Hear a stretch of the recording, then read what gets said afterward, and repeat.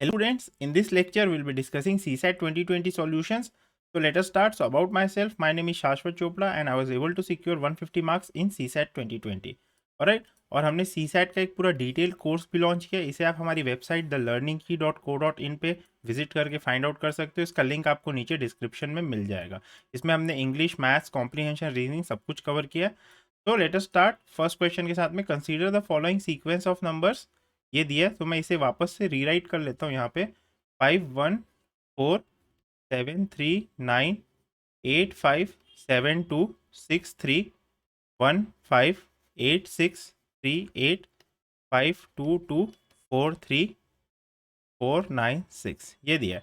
How many odd numbers are followed by odd number in the above sequence. तो ऐसे कितने odd numbers हैं जो ऑड नंबर से फॉलो होते हैं. ओके, जिनके बाद एक ऑड नंबर आता है. तो मैं यहाँ पे करना चालू करता हूँ. सो पहला नंबर कौन सा है? 5. ओके, 5 के बाद क्या आता है? 1. तो 1 एक ऑड नंबर है क्या? यस है, तो 5 हो जाएगा, 5 होएगा. फिर हम 1 को देखते हैं. तो 1 के बाद क्या आता है? 4 आता है. तो 4 क्या है? इवन नंबर है, तो ये नहीं होगा. This is not getting followed by a odd number. फिर हम 7 के लिए देखते हैं. तो 7 क्या है? 7 के बाद आ रहा है 3. सो जो एक ऑड नंबर है, सो येस होगा. फिर वैसे ही 3 के बाद क्या आ रहा है? 9. तो ये भी होगा. 9 के बाद क्या आ रहा है? 8. तो ये इवन नंबर है, ऑड नहीं है, सो ये नहीं होगा. सो मैं वैसे ही सारे नंबर्स को एक बार कर लेता हूँ. ये होगा क्योंकि यहाँ 7 आ रहा है, ये नहीं होगा, 2 आ रहा है. देन अगेन हम जो है 3 को देखते हैं. तो ये होगा, 1 भी होगा क्योंकि 3 के बाद 1 आ रहा है, 1 के बाद 5 आ रहा है, बट 5 के बाद क्या आ रहा है? 8 आ रहा है. सो ये नहीं होगा. फिर ये भी नहीं होगा, इसके बाद 8 आ रहा है 3 के बाद. फिर ये वाला 3 भी नहीं होगा क्योंकि यहाँ 4 आ रहा है. और ये वाला 9 भी नहीं होगा, यहाँ 6 आ रहा है. ऑलराइट. सो और ये वाला 5 भी नहीं होगा क्योंकि इसके बाद भी यहाँ 2 आ रहा है. सो ये हमने सारे देख लिए. ऑलराइट. सो इसका जो आंसर है वो कितना हो जाएगा? अब हम काउंट कर लेते हैं. इसका आंसर होगा 1 2 3 4 5 6. तो आंसर हो जाएगा बी. वैसे 6 नंबर्स हैं यहाँ पे इस केस में जिनके बाद में जो है ऑड नंबर आ रहा है. ऐसे 6 ऑड नंबर है that are followed by another odd number इस केस में. फिर हम नेक्स्ट क्वेश्चन देखते हैं. तो 3 स्टेटमेंट्स दिए हैं हमें. ओके, और यहाँ पे पूछा है who among A B C D is the youngest. ये क्वेश्चन है. तो हम स्टेटमेंट्स पढ़ते हैं. C is younger than D but older than A and B. तो सी जो है वो यंगर देन डी है, तो डी बड़ा है सी से, but is older than A and B. So A and B से ये ओल्डर है. D is the oldest, so D is oldest. ये हमें दिया सेकेंड स्टेटमेंट में. और थर्ड में दिया है A is older than B. Okay, so A जो है वो बी से बड़ा है, ये हमें दिया थर्ड स्टेटमेंट में. Who among A B C D is the youngest. अब हमें ये पता करना है. अब देखिए यहाँ पे फर्स्ट है A option. S1 alone is sufficient to answer the question. Statement 1 alone is sufficient to answer the question. क्या स्टेटमेंट 1 अलोन से हम डिटरमाइन कर सकते हैं कि ये जो स्टेटमेंट 1 दिया है? Let me change the pen colour.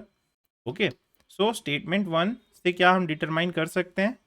नहीं. यंगेस्ट कौन है? क्योंकि ए और बी में हमें नहीं पता अभी तक कि कौन यंगेस्ट है. ये स्टेटमेंट 1 अलोन से नहीं हो पाएगा, तो ये रॉन्ग हो जाएगा. ऑलराइट. फिर स्टेटमेंट 1 एंड स्टेटमेंट 2 देखते हैं हम. स्टेटमेंट 1 और स्टेटमेंट 2 टुगेदर से क्या हम कर पाएंगे? यहाँ पे बस लिखा है डी इज द ओल्डेस्ट, तो ये कोई नई इन्फॉर्मेशन नहीं दे रहा. यहाँ से भी हमें नहीं पता चल पाएगा.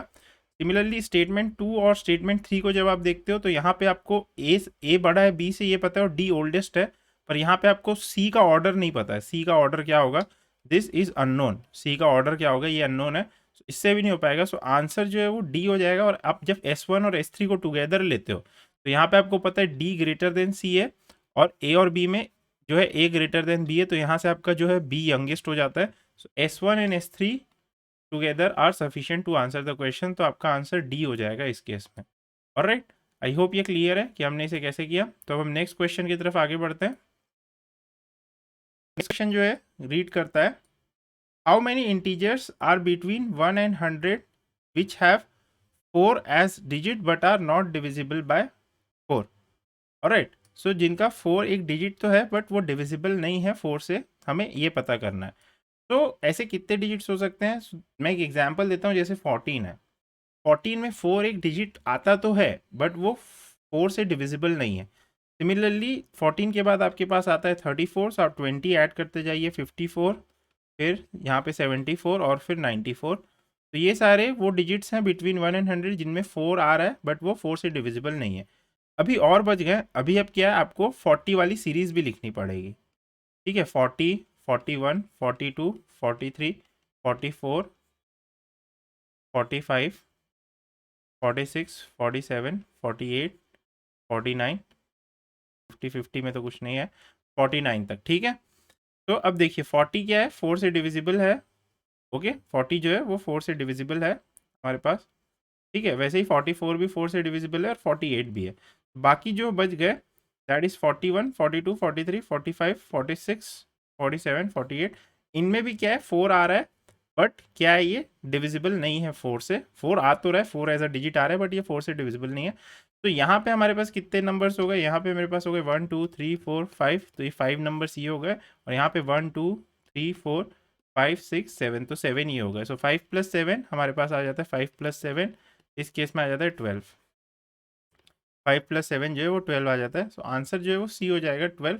ऑलराइट, सो बड़ा ही सिंपल है, आपको कुछ नहीं करना था, आपको क्या है कि देखना था यहाँ पे, सॉरी, ठीक है, आपको यहाँ पे बस ये देखना है कि एक तो है 14 वाली सीरीज हो जाएगी, और दूसरी जो सीरीज हो जाएगी वो हो जाएगी ये 40 से जो चालू हो रही। सो एक 14 + 20 वाली सीरीज आती है और एक ये वाली, तो ये दोनों से आपको आंसर आ जाएगा। ऑलराइट, तो अब हम नेक्स्ट क्वेश्चन की तरफ मूव ऑन करते हैं।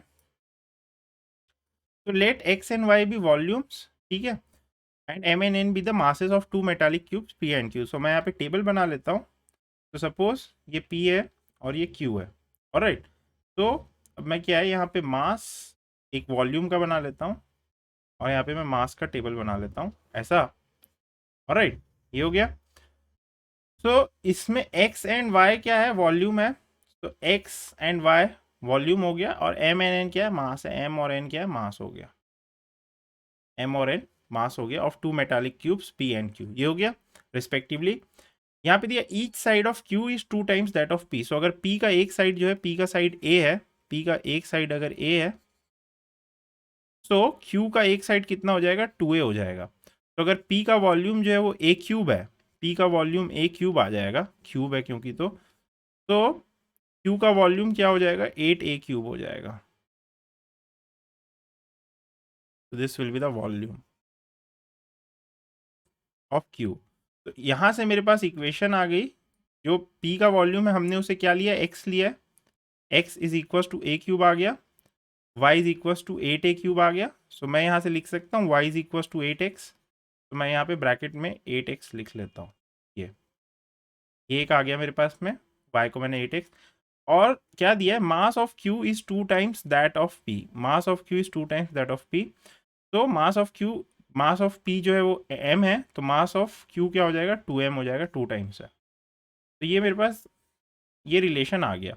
तो अब जो है u दिया है वो m/x दिया है, और v दिया है n/y। So u is equal to m/x, और जो v दिया है वो दिया है n/y, ये दिया हुआ है। ऑलराइट, तो u is equal to m/x and v is equal to n/y, ये हमें दिया हुआ है। ऑलराइट, तो हमने इसे ऐसा लिख लिया। Just sorry, wait a second. Okay, तो ये हमने लिख लिया। ठीक, अब मैं n को जो है सब्सटीट्यूट कर दूंगा। n को जो है मैं 2m से सब्सटीट्यूट कर दूंगा, और y को जो है 8x से सब्सटीट्यूट कर दूंगा। तो मेरे पास v आ जाएगा m/4x, ये आ जाएगा। ओके, और u क्या है, m/x है। तो मेरे पास क्या आ गया, v into 4 is equal to u। ये मेरे पास इक्वेशन आ गई, क्योंकि आप जब इसे 4 से मल्टीप्लाई करते हो, या इस 4 को आप इधर ले जाते हो, okay, let me move down a little bit. तो अगर आप इस 4 को इधर ले जाते हो, तो आपके पास 4 भी आ जाएगा, और ये आ जाएगा m/x, और u आ जाएगा आपके पास m/x। तो 4v is equal to u आ जाता है आपके पास, 4v is equal to u। तो यहाँ पे जो ऑप्शन आएगा हमारे पास में 4v is equal to u, वो ऑप्शन ए है। ऑलराइट, तो हम नेक्स्ट क्वेश्चन देखते हैं फिर। The average age of teacher and 3 students is 20 years, ये दिया है। तो हम टीचर की एज को t मान लेते हैं, स्टूडेंट 1 की s1, स्टूडेंट 2 की s2, स्टूडेंट 3 की s3। This divided by 4 is 20 years is equal to 20, ये दिया है। If all 3 students are of same age, okay, same age है, so s1 is equals to s2 is equals to s3, ये दिया है, और मैं इसे x मान लेता हूँ, ओके, सिंप्लिसिटी के लिए। तो मेरे पास आ गया t + 3x by 4 is equals to 20. It implies t + 3x is equals to 80. Alright, ये हमें दिया हुआ है, t plus 3x is equal to 80 ये दिया हुआ है। Okay, and the difference between the age of teachers and each student is 20 years ये दिया हुआ है। Okay, t plus 3x is equal to 80 हमें दिया हुआ है, और जो डिफरेंस है, difference between the age of teachers and student is 20 years. So age of teacher अगर t है और एज ऑफ स्टूडेंट x है, सो दिस विल बी ये 20 ईयर्स दिया हुआ है। ठीक है, सो ये इक्वेशन 1 हो गया और ये इक्वेशन 2 हो गया। तो इक्वेशन 2 को आप जब सिंप्लीफाई करते हो तो t is equal to x plus 20 आ जाता है। ये आ गया इक्वेशन 2। तो आप इसे इक्वेशन 1 में इस वैल्यू को आप पुटअप कर सकते हो यहाँ पे। तो आप t की वैल्यू की जगह x प्लस 20 पुटअप कर दोगे तो x plus 20 plus 3x plus 3x is equal to 80 ये हमारे पास में आ जाएगा। Alright, give me a second, is equals to 80 ये आ जाएगा। तो हमारे पास में यहाँ पे आता है 4x is equals to 60, it implies x is equals to.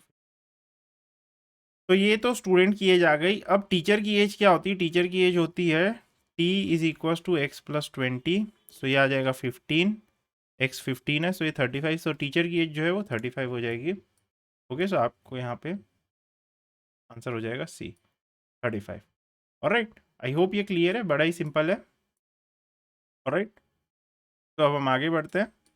Next question, a person bought a car and sold it for rupees 30,000, 3 lakhs not 30,000, if he incurred a loss of 20%, अगर उसे 20% का लॉस हो रहा था, then how much did he spend to buy the car. So उसने कितना spend किया to buy the car, ये हमें बताना है।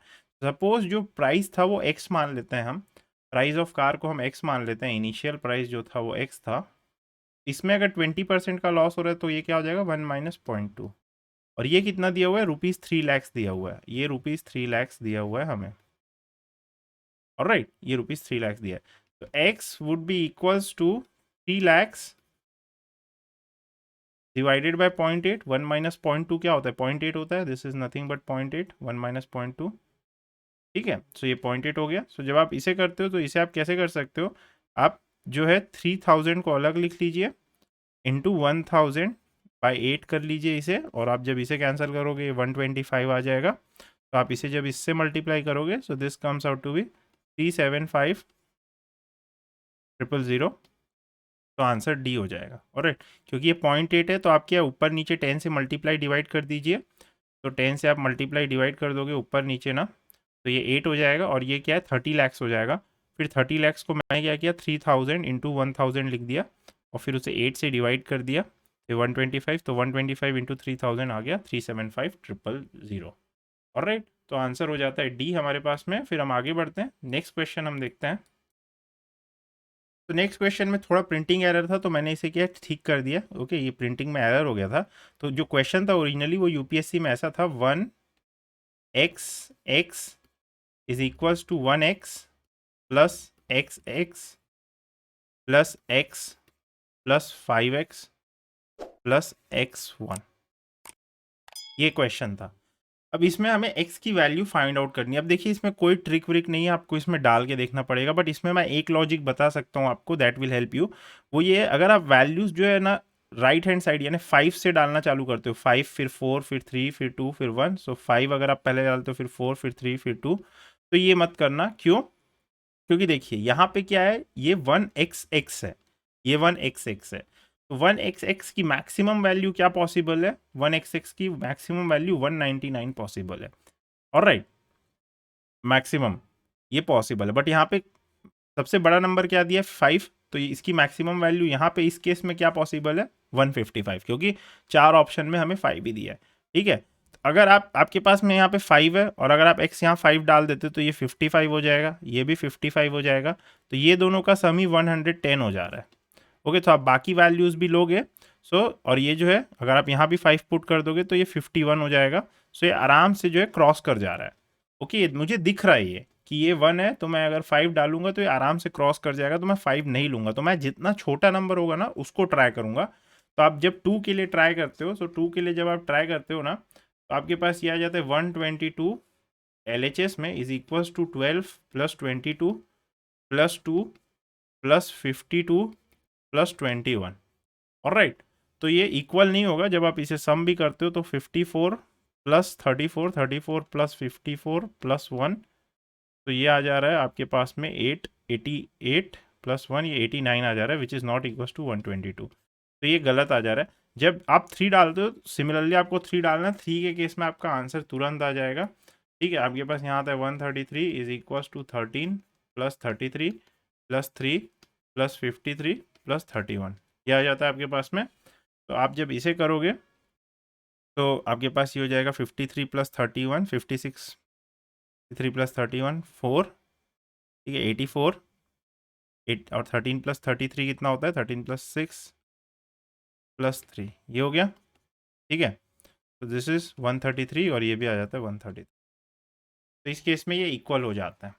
ऑलराइट, तो ये इसका फंडा था। तो आपको क्या है, 2 से चालू करिए वैल्यूज डालना, 5 से करोगे तो वो एक्सीड आराम से दिख रहा है, कर जाएगा। तो आपको बस ऐसे थिंक करना है, तो इससे आप कर लोगे। If you have 2 straight sticks of length 7.5 feet and 3.25 feet, what is the minimum length you can measure. तो मिनिमम कितना मेजर कर सकते हो। सो देखिए क्या, यहाँ पे आपको 7.5 का एक स्टिक है, तो अगर आप ऐसे 2 स्टिक ले लेते हो, ठीक है, या एक स्टिक, ये जो 7.5 का स्टिक है, इसमें आप यहाँ पे 3.75 मार्क किए, वापस से आप 3.75 3.25 सॉरी नॉट 3.75 3.25 मार्क किए, यहाँ पे आपने 3.25 मार्क किया। ऑलराइट, तो यहाँ पे आपने 3.25 मार्क किया, ये स्केल लिया आपने 3.25 वाला और यहाँ पे आपने मार्क कर दिया इस, ठीक है। फिर वापस से आप 3.25 वापस मार्क करोगे, तब आपके पास ये बचेगा। और ये टोटल मुझे कितना दिया हुआ है, ये टोटल मुझे दिया हुआ है 7.5 का, ये मुझे टोटल दिया हुआ है, ये 3.25। तो ये 3.25 प्लस 3.25 कितना हो जाता है, 6.5, और ये हो जाता है 1।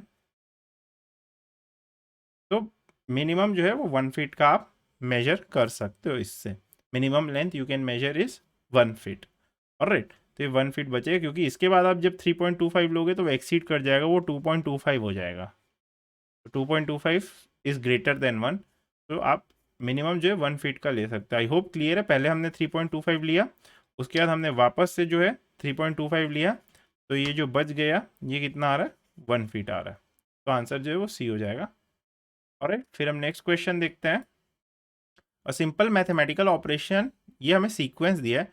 तब देखिए यहाँ पे जो सीक्वेंस है ना, result sequence with respect to prime numbers दिया है। तो प्राइम नंबर्स में हम कुछ ऑपरेशन यहाँ पे लगा रहे हैं, mathematical operation in each number. Which one of the following is next number in the sequence, तो हमें ये निकालना है।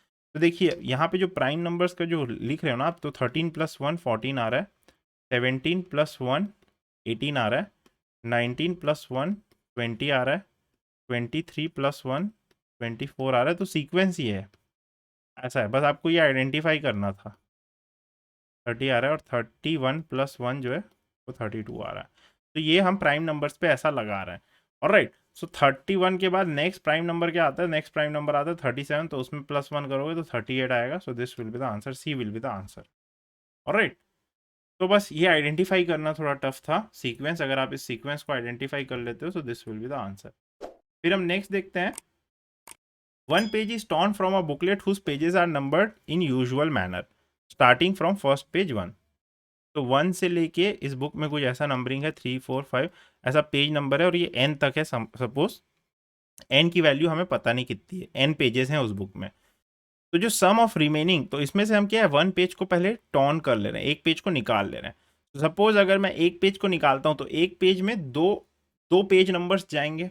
ओके, अगर मैं एक पेज को फाड़ के निकाल रहा हूँ, सपोज अगर मेरे पास में कोई बुक है, this is the book, okay, and this is one of the pages of the book. मैं थोड़ा ऐसे ड्रॉ कर रहा हूँ और ये बुक ऐसे है। तो अगर मैं इस पेज को निकाल रहा हूँ, ओके, तो ये पेज के साथ में 2 पेज नंबर्स जाएंगे। अगर सपोज ये मैंने जो निकाला है, ये मान लीजिए अगर मैं 17th पेज निकाल रहा हूँ, तो इसके पीछे वाला जो पेज होगा वो क्या हो जाएगा, 18th हो जाएगा। तो अगर मैं एक पेज निकाल रहा हूँ तो 17 और 18 मैं दोनों को बाहर निकाल रहा हूँ।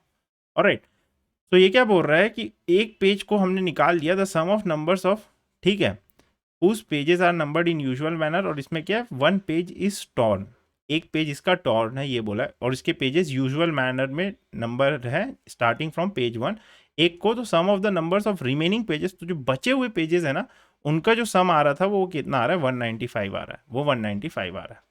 ऑलराइट, सो इसे आप कैसे सॉल्व करोगे? इसे आप सॉल्व करोगे, सपोज आप मान लीजिए कि कुछ फटा ही नहीं है, पहले आप मान लो कि कुछ फटा ही नहीं है, टोटल n पेजेस प्रेजेंट है। n पेजेस का सम कितना हो जाएगा? Sum of first n natural numbers हमने देखा था क्लास में, n into N plus one by two, ये हो जाता है। तो मैं इसे 195 लिख लूँगा, n into N plus one by two, ये 195 हो जाएगा। तो जब मैं इसे करता हूँ so n into N plus one मेरे पास आ जाता है यहाँ पे 0। ओके, सो ये 390 आ जाता है, 390 आता है। ऑलराइट, अब आपको क्या देखना है? n into N plus one की वो वैल्यू जो 390 से बड़ी है। ओके, क्योंकि 390 तो एग्जैक्ट वैल्यू है नहीं, क्योंकि जो टोटल होगा, जो सम ऑफ पेजेस होगा वो इस 390 से बड़ा होगा, क्योंकि हमने एक पेज फाड़ा है उसमें से, तो दो पेज नंबर्स मिसिंग है। तो दो पेज नंबर्स मिसिंग है, इसका मतलब ये है कि ये सम इससे बड़ा होना चाहिए। जो सम है s, suppose s, that will be greater than 390, ये होना चाहिए। ऑलराइट, सो जब आप इसमें n की वैल्यू 20 पुट करते हो ना, 20 पुट करते हो आप n की, so n into N plus one की क्या वैल्यू आती है? n into N plus one की जो वैल्यू आती है ना, वो हमारे पास में आती है 420, ये हमारे पास 420 आती है। ऑलराइट, तो इस केस में यहाँ पे क्या हो रहा है, हमने क्या किया है कि 420 बाई टू, क्योंकि जो सम है वो कितना होना चाहिए? n into N plus one by two, 420 by two, यानी कि 420 बाई टू, 210 जो है वो ओरिजिनल सम होना चाहिए था। ओरिजिनल सम 210 होना चाहिए था, बट हमारे पास कितना आ रहा है? 195 आ रहा है। तो इसमें से कितना हमने हटा लिया? 15 कम है ये। तो 15 का मतलब क्या? एक पेज 7 होना चाहिए, दूसरा पेज 8 होना चाहिए, 7 और 8 होना चाहिए। तो हमारा आंसर होगा 7,8। तो ऑप्शन बी हो जाएगा। आई होप ये क्लियर है कैसे किया। पहले हमने मान लिया कि sum of all the numbers जो है वो 195 है, तो इससे n into N plus one की वैल्यू 390 आ गई। But n into N plus one जो है वो 390 से बड़ा होगा, क्योंकि इसमें कुछ पेजेस मिसिंग थे। तो इससे जो बड़ी वैल्यू आती है वो आती है n इक्वल्स टू 20 पुट करने पे 420। इससे जो बड़ी वैल्यू आती है 390 से नेक्स्ट बड़ी वैल्यू, वो आती है n इक्वल्स टू 20 पुट करने पे 420। तो जब आप n को 20 पुट करते हो, so n into N plus one divided by two, यानी सम ऑफ फर्स्ट 20 नंबर्स, वो 210 आता है। और 210 195 से कितना बड़ा है? 15 से। ओके, क्योंकि कुछ पेजेस मिसिंग थे 195 वाले केस में, कुछ पेजेस मिसिंग है, वो हमें नहीं पता। तो 15, तो 15, और क्योंकि जो पेज मिसिंग है वो कॉन्जिक्यूटिव पेज होंगे, एक ही पेज हमने निकाला है, तो आगे पीछे वाले पेज नंबर मिसिंग होंगे। 15 कैसे? दो कॉन्जिक्यूटिव नंबर्स, कौन से दो कॉन्जिक्यूटिव नंबर्स के सम से बना है? वो 7 और 8 के सम से बना है। जो 15 है वो 7 और 8 के सम से बना है, ये हमें पता चलता है। ऑलराइट, सो आंसर हो जाएगा यहाँ पे हमारे पास 7 और 8, so answer would be B. Okay, clear है कि हमने 210 निकाल लिया और 195 को माइनस कर लिया उसमें से, क्योंकि 210 जो है वो होना चाहिए था ओरिजिनल सम, बट हमें मिल कितना रहा है? 195, क्योंकि हमने दो कॉन्जिक्यूटिव पेजेस को हटा दिया है। ओके, दो कॉन्जिक्यूटिव पेज नंबर्स को हटा दिया है जो सेम पेज में थे। तो इससे आप माइनस करोगे तो 15 आ जाएगा, और 15 जो है कौन से दो कॉन्जिक्यूटिव नंबर्स का सम होता है? 7 और 8 का, तो आंसर 7 और 8 हो जाएगा। आई होप क्लियर है। So very thank you for this lecture.